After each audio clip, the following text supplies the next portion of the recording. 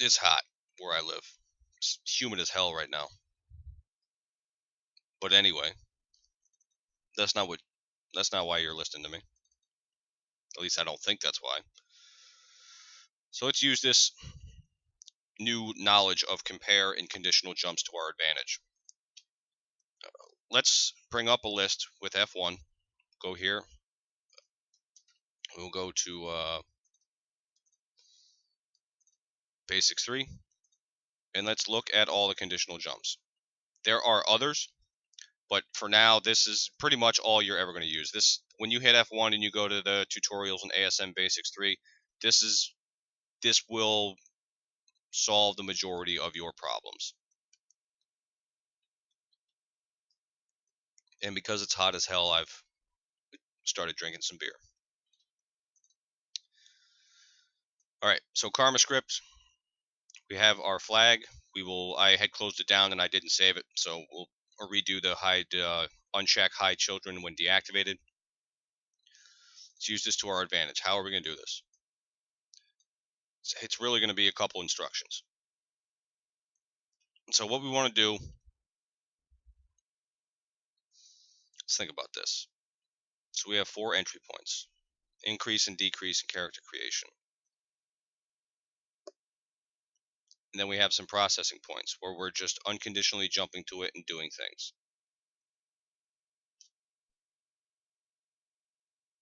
So what we're going to do is we could just jump there.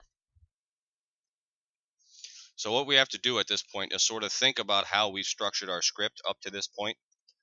And the inject points we can't put any logic or anything in here because it should be obvious why we can't, but in the event that it's not, I'll do a brief synopsis. We had to match these up with the byte, the length of the instructions that we are injecting on and whatnot. So if you start throwing all kinds of code in your injection points, then you're just going to get into a scenario where you're overwriting, 50 bytes in memory in your injection, and you got to restore it all and then disable, and it's just, again, it should be obvious why you can't do that. So we have our jump, entry, remove. We have our injection points, which are jumping to our entry points. And so what we want to do in the entry points is basically to check the value of the infinite karma flag. And if the infinite karma flag is enabled or is not enabled, then we want the game to act normally and not do anything outside what it would do normally if our script was not enabled. So basically, we want to just preserve basic gameplay if the flag is not enabled. If the script is enabled, then we basically want, this is the one instruction that we're sort of injecting into these processing points. So if the flag is enabled, then we want to execute this instruction before we execute this. And if the flag is not enabled, then we just want to skip this instruction right here, and we want to execute this. And then we want to go to the same return point, obviously. So what I'm thinking and what I'm sort of ruminating on right now is how do we want to build this out a little bit so that we can split out this instruction right here. So let me stare at this and think.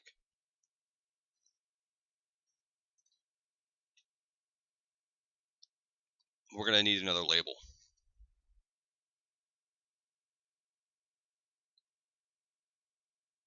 We are going to need another label.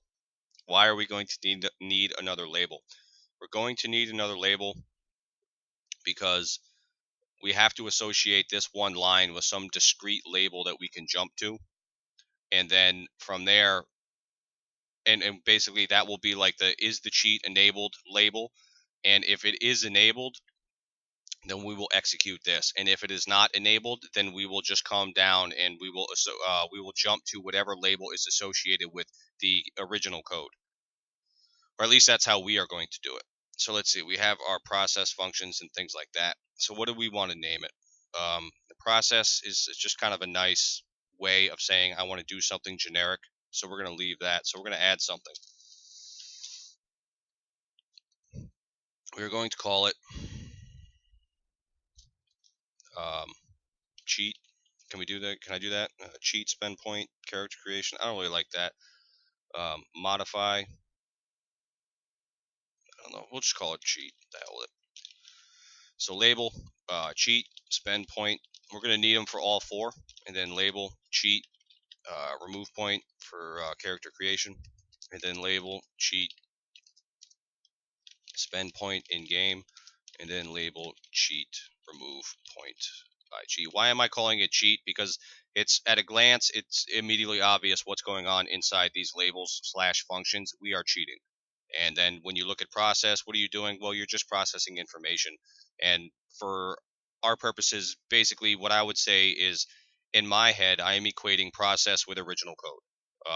So there's nothing going on inside the process functions that is outside of what would ordinarily go on in the game if if we were not cheating or and messing around with assembly at all. We don't need new process or return functions, and the reason why is because all we're going to do in the cheat functions is use this one line of code, or maybe it'll be more later, but we're just going to use that. And then we're just going to come down to the process functions, let it run, and it will automatically return on the same point, which is exactly what we want. So do we have to register them? No, we do not. So here's what we will do. We're going to add a new section and say cheat. So we have cheat, spend, point, character creation. What are we going to do in this label slash function? We are going to rip out that. And now in the process function, we're going to get rid of it. So now if you just jump right to the process spend point, the game will act as if nothing was going on, and it will just produce the original behavior. If you jump to cheat spend point CC, it's going to move 64 into EAX, and then we are going to unconditionally jump to process spend point CC. So basically what's going on here is in our logic function up here, we will test flag infinite karma. If it is 0, that we will interpret we are just making some logical distinction and saying if flag infinite karma is 0, we are going to jump right to process spend point CC. And if it is not 0, we are going to jump right to cheat spend point CC, and we are going to move 64, which is 100, into EAX, and we are going to jump to this. And so we just sort of have a canned the process functions is original code, and then we're just modifying outside this context in some way, or modifying EAX outside this context in some way in our cheat labels, functions, whatever, so that we can execute the original code, but we can also segregate our cheat code, as it were, codes, whatever. So let's build that out a little bit. Move point CC. Again, we're just going to move EAX 64. I'm not going to bother commenting it. And then we are going to jump to process remove point CC, and then we have cheat spend point in game, and then we're going to move EAX in 64. Nope, we got that wrong. It is ECX in the in-game functions. Pay attention to what you're typing, because this is exactly where you will introduce the kind of bugs that will be really annoying and hard to track down. If I hadn't just caught that, what I would have been doing is moving 100 into EAX instead of ECX, and then we would have gone into the game and gone to the spend karma screen in the game, and well, I'm not seeing 100. What's going on? Well, you literally have one character off, so it would have been that instead of that. That's, again, be careful about what you're typing. So then we have cheat, remove point, and you can certainly you can go in and cut and paste this stuff to make it a little more less error prone, but I'm not going to worry about that. Jump to process, remove point IG.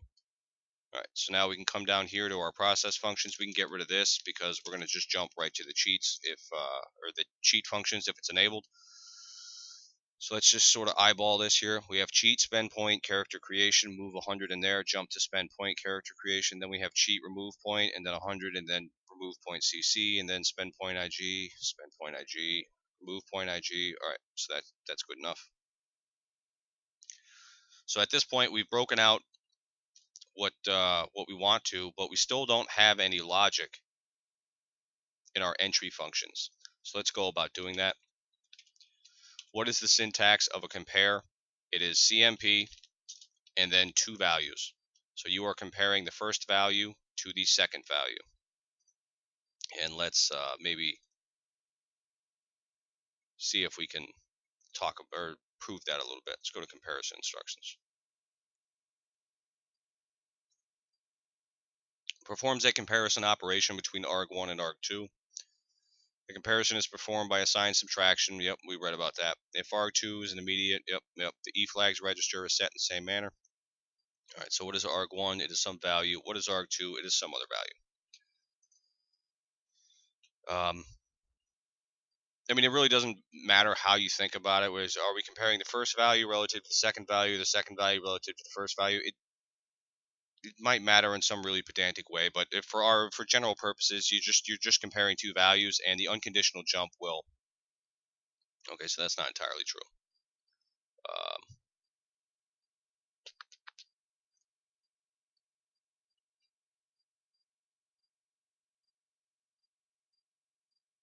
All right, so you are comparing two values. That's what we will say.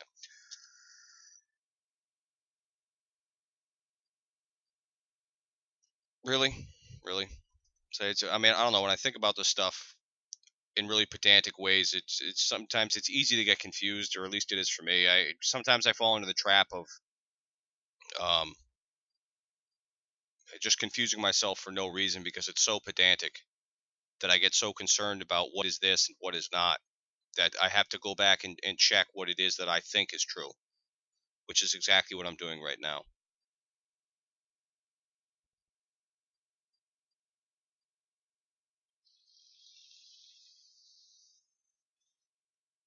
So it's comparing the first value to the second, is what we will say. If the 4 bytes stored at the location of var, which is exactly what it is right here, are equal to the 4-byte integer constant 10, jump to the location labeled loop. So what are we comparing? We are comparing, and we'll talk about the brackets in a minute. So we are comparing flag, infinite, karma. Do we need the brackets? Yeah, we need the brackets because we want to compare the value stored at that address. Yes. Okay.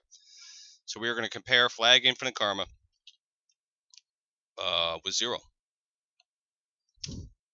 And now what do? We are going to say, we're going to go over here to our list of conditional jumps. And we're going to say, if flag infinite karma, and this is just how I parse it out in my head because I'm deal with higher level languages and stuff like that. So the way that I read this in my head is if flag infinite karma equals 0, then. So now we have to sort of fill in the blank here and what conditional jump satisfies what we just said. So if flag infinite karma is equal to 0, and I'm just going to stop right there. So now let's go find a conditional jump that meets that criteria. Jump if equal JE is the same as say as JZ. Ha ha ha. So we could use, there's two ways you could go about it. You could you could use JE, so jump if equal. What are we doing? We're saying if flag infinite karma equals 0, then we want to jump.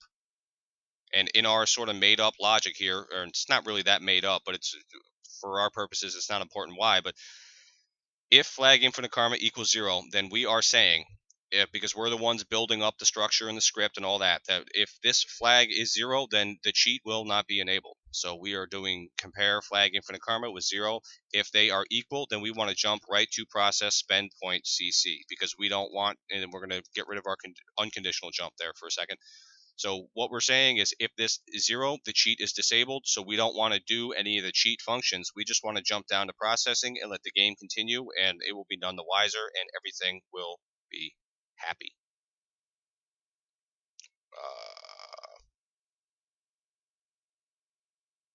Really?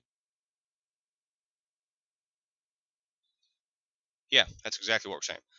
And then what we want to say from there is, what if it's not equal? Well, then we want to do an unconditional jump because you can't just, if you, so say we just did that.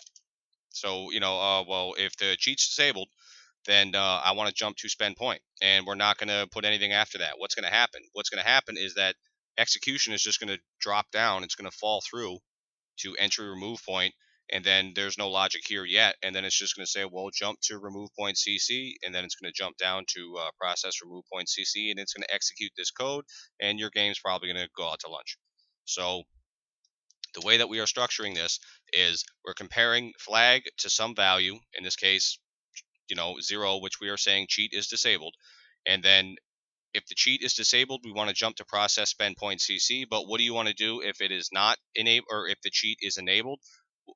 it doesn't matter that it's could be 1, it could be 5, up to whatever the max value that 8 bits holds. It's like 255 or something like that. But it doesn't matter. We are just making a single distinction of, if it is 0, the cheat is disabled. If it is not 0, the cheat is enabled. So you could put the user could put 5 or 10 or 15 or whatever they wanted in this, in that in the flag infinite karma. So we're just going to unconditionally say, well, then if it's not 0, then the cheat, according to our logic, is disabled or is enabled. So now we're going to go to cheat, spend point CC. We're going to push 100 into EAX, and we're going to jump to process, spend point CC, and bam, we're going to go here. It's EAX. We pushed 100 in there, and it's going to move it into this, which is the value for the karma of the player. And then we're going to jump to return, and then that's it, and stick a fork in it. All right, so I'm going to stop this here, and then we will come back and fill out the rest of the stuff.